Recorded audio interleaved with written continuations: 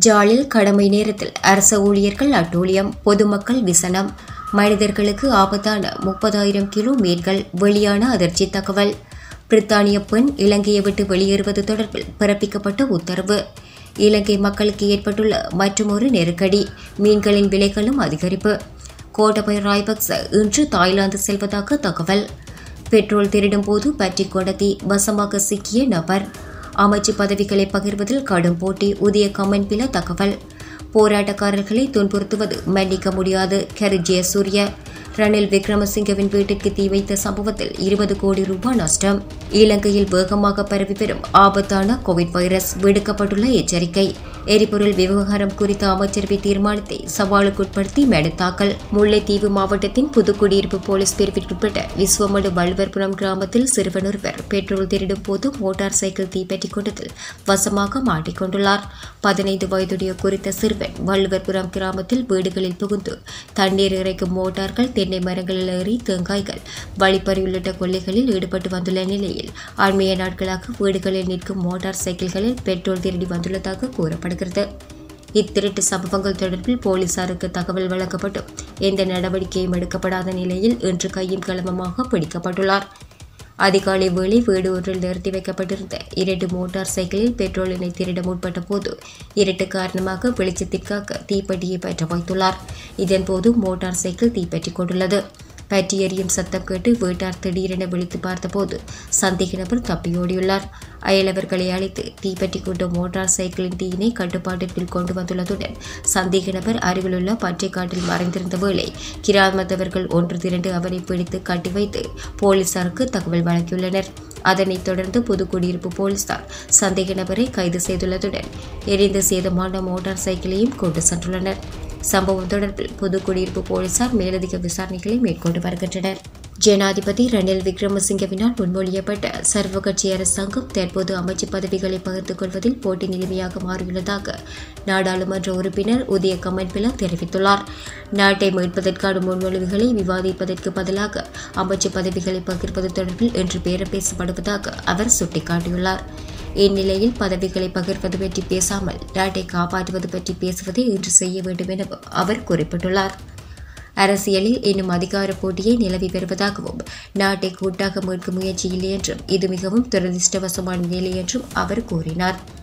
இதுவரையில் அனைத்து கட்சி அரசாங்கம் கனவுக்கும் யதார்த்தத்திற்கும் இடையில் ஊசலாடி கொண்டிருந்ததாகவும் உலகில் இன்னும் சர்வகட்சி அரசாங்கம் அமைக்கப்படவில்லை என்றும் அவர் மேலும் தெரிவித்தார். 10 கட்சிகளின் பிரதிநிதிகளுடனான கலந்துரையாடலின் பின்னர் ஊடகங்களுக்கு கருத்து தெரிவிக்கும் போதே அவர் மேற்கண்டவாறு தெரிவித்தார். முன்னாள் ஜனாதிபதி கோட்டாபய ராஜபக்ச இன்று தாய்லாந்து செல்வார் என ராய்ட்டர்ஸ் செய்தி வெளியிட்டுள்ளது. பெயர் குறிப்பிடாத இலங்கையின் உயர்மட்ட அதிகாரிகள் 2 இதனை தெரிவித்துள்ளதாக அந்த செய்தியில் கூறப்பட்டுள்ளது.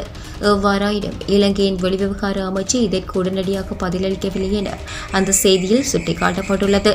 இலங்கையில் ஏற்பட்ட பொருளாதார நெருக்கடியை தொடர்ந்து கடந்த மாதம் நாட்டை விட்டு வெளியேறிய முன்னாள் ஜனாதிபதி கோட்டாபய ராஜபக்ச மாலைத்தீவிலிருந்து சிங்கப்பூர் சென்றிருந்தார். அவருக்கு 14 நாட்கள் தங்கியிருப்பதற்கு அனுமதி வழங்கப்பட்டிருந்த நிலையில் மேலும் விசா காலம் 14 நாட்களுக்கு நீடிக்கப்பட்டிருந்தது. இதன்படி நாளையுடன் அவரது விசா காலம் நிறைவடைய உள்ளது. இந்நிலையில் கோட்டாபய ராஜபக்ச தாய்லாந்திற்கு செல்ல திட்டமிட்டுள்ளதாக தகவல்கள் வெளியாகியுள்ளன. கோட்டாபய ராஜபக்ச தாய்லாந்திற்குள் நுழைவதற்கு கோரிக்கை விடுத்துள்ளதாக தாய்லாந்து வெளியுறவு அமைச்சகம் புதன்கிழமை தெரிவித்துள்ளது. இதுகுறித்து கருத்து வெளியிட்டுள்ள தாய்லாந்து வெளியுறவு அமைச்சகத்தின் செய்தி தொடர்பாளர் டெனிஸ் சாங்க்ரெட், கோட்டாபய ராஜபக்ச 90 நாட்களுக்கு நாட்டிற்கு தங்கியிருக்க அனுமதிக்கும் ராஜதந்திர கடவுச்சீட்டை வைத்திருக்கிறார் எனவும் எனினும் அவர் எப்போது தாய்லாந்து வருவார் என்று தெரிவிக்கவில்லை எனவும் குறிப்பிட்டுள்ளார். எவ்வாறாயினும் முன்னாள் ஜனாதிபதி தாய்லாந்தில் அரசியல் தஞ்சம் அடையும் எண்ணமில்லை என்றும் அதன் பின்னர் வேறு நாட்டுக்கு செல்வார் என்றும் இலங்கை தரப்பு தெரிவித்துள்ளதாக ராய்ட்டர்ஸ் செய்தி வெளியிட்டுள்ளது. இதேவேளை கோட்டாபய ராஜபக்ச இலங்கைக்கு வருவதற்கான நேரம் இன்னும் வரவில்லை என ஜனாதிபதி ரணில் விக்ரமசிங்க வெளிநாட்டு ஊடகம் ஒன்றுக்கு அண்மையில் தெரிவித்திருந்தார் என்பதும் குறிப்பிடத்தக்கது. இதனிடையே கோட்டாபய ராஜபக்ச மீண்டும் இலங்கைக்கு வந்தால் அவருக்கு எதிராக ஏதேனும் குற்றச்சாட்டுகள் பதிவு செய்யப்பட்டால் அவர் சட்டத்தின் கீழ் பாதுகாக்கப்பட மாட்டார் என்று சட்ட நிபுணர்கள் தெரிவித்துள்ளனர். ஜாழ் மாவட்டத்தில் உள்ள அரசு உத்தியோகத்தர்களுக்கு சுமார் 1000 எரிவாயு சிலிண்டர்கள் விநியோகிக்கப்பட உள்ளதாக மாவட்ட செயலகத்தால் அறிவிக்கப்பட்டதாக தெரிவித்து கடமை நேரத்தில் இன்று அரசு உத்தியோகத்தர்கள் எரிவாயு பெற முண்டியடித்த சம்பவம் இடம்பெற்றுள்ளது.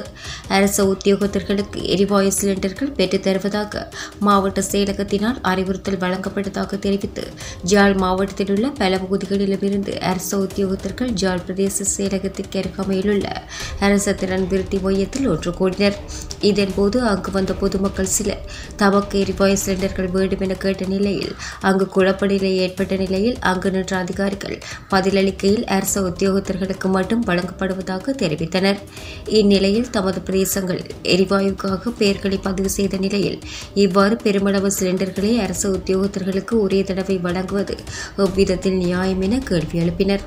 அது மட்டுமல்ல, அது குறித்த அரசு உத்தியோகத்தர்கள் தமது பிரதேசங்களிலும் எரிவாயுவுக்காக பதிவு செய்த நிலையில் எவ்வித பதிவு அட்டைகளுமின்றி அரசு உத்தியோகத்தர்களுக்கு திரைமறைவில் கருப்பு சந்தையை தோற்றுவிக்க பார்க்கிறார்களா எனவும் பொதுமக்கள் கேள்வி எழுப்பினர்.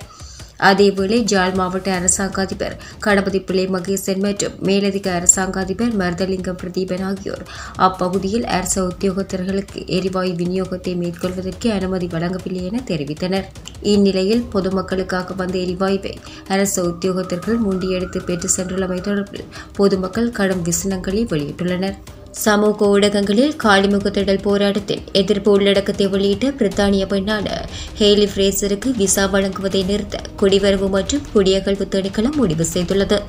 எனவே அவரை ஆகஸ்ட் 15ஆம் தேதிக்கு முன்னர் இலங்கையை விட்டு வெளியேறுமாறு இலங்கையின் குடிவரவு மற்றும் குடியகல்வு திணைக்களம் அறிவித்துள்ளது. முன்னதாக ஹேலி ஃப்ரேசர் விசா நிபந்தனைகளை மீறியதால் அவரது கடவுச்சீட்டை இலங்கையின் குடிவரவு மற்றும் குடியகல்வு திணைக்களம் கைப்பற்றியிருந்தது. விசாரணைக்காக 7 நாட்களுக்குள் குடிவரவு மற்றும் குடியகல்வு திணைக்களத்தில் விளக்கம் அளிக்குமாறு ஹேலி ஃப்ரேசருக்கு அறிவிக்கப்பட்டிருந்தது. இந்த நிலையிலே தற்போது அவர் எதிர்வரும் 15ஆம் தேதிக்கு முன்னர் நாட்டிலிருந்து வெளியேற வேண்டும் என்று கேட்கப்பட்டுள்ளார். பேலியகொட குற்றப்புலனாய்வு பிரிவினருக்கு கிடைத்த தகவலின் பிரகாரம் மனித பாவனைக்கு தகுதியற்ற 30,000 கிலோ ஹெலவெல்ல மற்றும் பலாய மீன்கள் கைப்பற்றப்பட்டுள்ளதாக தெரிவிக்கப்படுகின்றது. நீர்கொழும்பு தூங்கல்பெட்டிய பாசியத்த பகுதியில் உள்ள 4 குளிர்சாதன அறைகளில் பதுக்கி வைக்கப்பட்டிருந்த இந்த மீன் போக்குவரத்திற்காக லோரியில் ஏற்றப்பட்ட போது கண்டுபிடிக்கப்பட்டுள்ளது. சம்பவம் தொடர்பில் குறித்த கிடங்கின் உரிமையாளரான நீர்கொழும்பு மாங்குளிய பிரதேசத்தை சேர்ந்த 47 வயதுடைய நபரே கைது செய்யப்பட்டுள்ளார். சந்தேக நபர் நீதிமன்ற நடவடிக்கை பொது சுகாதார பரிசோதகரிடம் ஒப்படைக்கப்பட்டுள்ளார். இதேவேளை மனித பாவனைக்கு தகுதியற்ற மற்றொரு மீன் தொகை பேலியகொட மற்றும் சீதுவ பிரதேசங்களுக்கு விநியோகிக்கப்பட்டுள்ளதாகவும் தகவல் வெளியாகியுள்ளது. இது தொடர்பான மேலதிக விசாரணைகள் முன்னெடுக்கப்பட்டு வருகின்றன. இலங்கையின் பிரதான மீன் சந்தைகளின் விலைகள் சடுதியாக அதிகரித்துள்ளது. மீன்களின் பெருக்கம் வீழ்ச்சியடைந்துள்ளமையே இந்த விலை அதிகரிப்புக்கு காரணம் என்றும் தெரிவிக்கப்படுகின்றது. அதற்கமைய சாலியோ மீன் இன்று 1000 தொடக்கம் 1500 ரூபாய்க்கும், பலாயா கிளவல போன்ற மீன்கள் 1200 தொடக்கம் 1500 ரூபாய்க்கும் விற்பனை செய்யப்பட்டுள்ளன. மேலும் தயிர், ஐஸ் கட்டிகள், ஐஸ்கிரீம், குளிர்சாதன பெட்டிகளில் வைக்கப்படும் பான போத்தல்கள், கோழிறைச்சி உள்ளிட்ட பல வகையான உணவு மற்றும் பானங்களின் விலை அதிகரிக்கும் என்றும் தெரிவிக்கப்பட்டது. அரசியலமைப்பின் 22வது திருத்தம் நாடாளுமன்றத்தில் சமர்ப்பிக்கப்பட்டதை பாராட்டியுள்ள சமூக நீதிக்கான தேசிய இயக்கம் அது ஒருமனதாக ஏற்றுக்கொள்ளப்படுவதை உறுதி செய்வது மக்கள் பிரதிநிதிகளின் பொறுப்பு என்று கூறியுள்ளது. அரசியலமைப்பின் 19வது திருத்தத்தை புதுப்பிப்பதற்கு எடுக்கப்பட்ட சாதகமான நடவடிக்கையாக இது கருதுவதாக இயக்கத்தின் தலைவர் கரி ஜெயசூரிய தெரிவித்துள்ளார். முந்தைய வரைவில் உள்ளடக்கிய நிறைவேற்று அதிகாரம் கொண்ட ஜனாதிபதி முறையின் பல முக்கிய அதிகாரங்களை தக்க வைத்துக் கொள்ளும் முயற்சிகளை இல்லாதொழிக்க ஜனநாயகத்தை மதிக்கும் அனைவரும் செப்டம்பர் 6ஆம் தேதி நடவடிக்கை எடுக்க வேண்டும் என்பதை கவனத்தில் கொள்ள வேண்டும் என அவர் விடுத்துள்ள அறிக்கையில் கூறியுள்ளார். சமூக நீதிக்கான தேசிய இயக்கம் என்ற வகையில் இதுபோன்ற ஜனநாயக சீர்திருத்தங்களுக்காக குரல் கொடுத்த ஜனாதிபதி, நீதியமைச்சர் உட்பட்டவர்களுக்கு தமது நன்றியை தெரிவிப்பதாகவும் கரி ஜெயசூரிய குறிப்பிட்டுள்ளார். எதிர்கால சந்ததியினர் வாழும் நாட்டை உருவாக்குவதே இந்நாட்டு மக்கள் பிரதிநிதிகளின் தலையாய பொறுப்பு. எனவே ஜனநாயகம் மற்றும் மக்களின் முன்னேற்றத்தை உறுதி செய்வதன் மூலம் மகிழ்ச்சியாக வாழ முடியும் என்று அந்த அறிக்கையில் மேலும் தெரிவிக்கப்பட்டுள்ளது.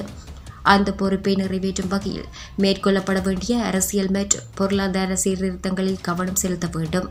இதனால்தான் கடந்த அரசாங்கம் கொண்டு வந்த 20வது அரசியலமைப்பு திருத்தத்திற்கு எதிராக போராடி அதை திரும்ப பெற போராட வேண்டியிருந்தது. எந்த சூழலிலும் ஜனநாயகத்திற்காக பெரும் தியாகங்களை செய்த தொழிற்சங்க தலைவர்கள் மற்றும் அமைதி போராட்டத்தின் செயற்பாட்டாளர்களை துன்புறுத்துவதை மன்னிக்க முடியாது. இத்தகைய நிகழ்வுகள் நாட்டில் தேசிய மற்றும் சர்வதேச அளவில் எதிர்மறையான விளைவுகளை ஏற்படுத்துகின்றன.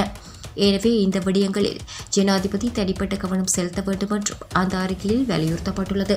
நீண்டகால அடிப்படையின் கீழ் எரிபொருள் இறக்குமதி, கொள்வனவு, நாட்டுக்குள் விநியோகம் மற்றும் விற்பனை நடவடிக்கைகள் தொடர்பில் தெரிவு செய்யப்பட்ட வெளிநாட்டு நிறுவனங்களுக்கு அனுமதி அளிக்க அமைச்சரவை எடுத்துள்ள தீர்மானத்தை வலுவிழக்க செய்யும் உத்தரவொன்றை பிறப்பிக்க கோரி உயர்நீதிமன்றில் அடிப்படை உரிமை மீறல் மனு ஒன்று தாக்கல் செய்யப்பட்டுள்ளது. சுதந்திர சேவையாளர் சங்கம் அதன் தலைவர் சேத்திய பண்டார ஏக்கநாயக்க மற்றும் செயலாளர் பண்டார அரம்பேகும்புர ஆகியோர் இந்த மனுவை தாக்கல் செய்துள்ளனர். மனுவின் பிரதிவாதிகளாக ஜனாதிபதிக்கு பதிலாக சட்டம் அதிபர், பிரதமர், மின்சக்தி மற்றும் வெல்சக்தி அமைச்சர் கஜின விஜயசேகர, அமைச்சரவையின் ஏனைய உறுப்பினர்கள், இலங்கை பெட்ரோலிய கூட்டுத்தாபனம், சட்டம் அதிபர் உள்ளிட்ட 28 பேர் பெயரிடப்பட்டுள்ளனர். எரிபொருள் உற்பத்தி செய்யும் நாடுகளில் தெரிவு செய்யப்பட்ட நிறுவனங்களுக்கு நேரடியாக எரிபொருளை கொள்வனவு செய்தல், நாட்டுக்குள் இறக்குமதி செய்தல், நாட்டுக்குள் விநியோகித்தல் மற்றும் விற்பனை செய்தல் நடவடிக்கைகளை முன்னெடுக்க அனுமதி அளித்து அமைச்சரவை தீர்மானம் எடுத்துள்ளதாக கடந்த ஜூன் 29ஆம் தேதி ஊடகங்கள் ஊடாக அறிந்து கொண்டதாக மனுதாரர்கள் தமது மனுவில் குறிப்பிட்டுள்ளனர்.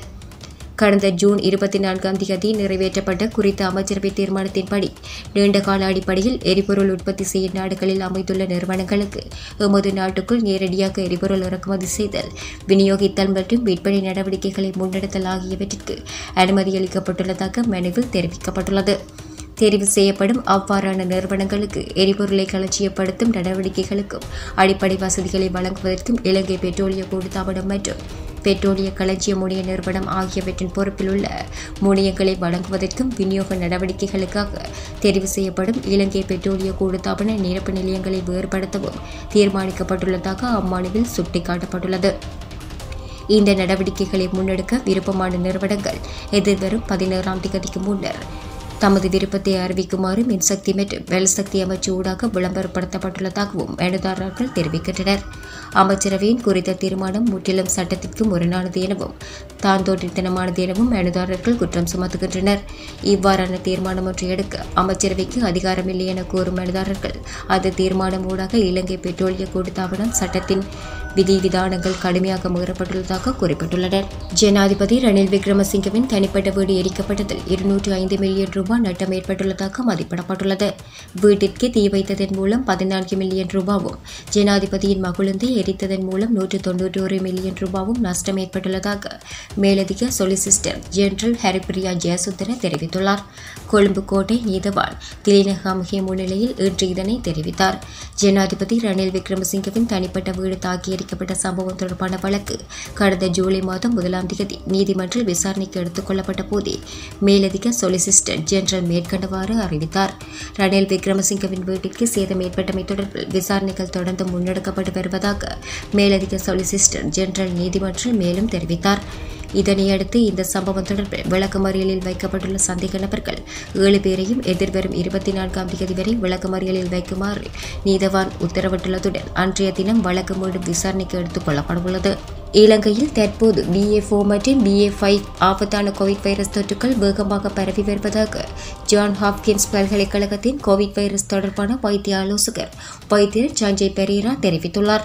இது தொடர்பில் அவர் மேலும் தெரிவிக்கையில், இலங்கையில் தற்போது பரவி வரும் BA4 மற்றும் BA5 கோவிட் வைரஸ் தொற்றுக்கள் மிகவும் ஆபத்தானவை.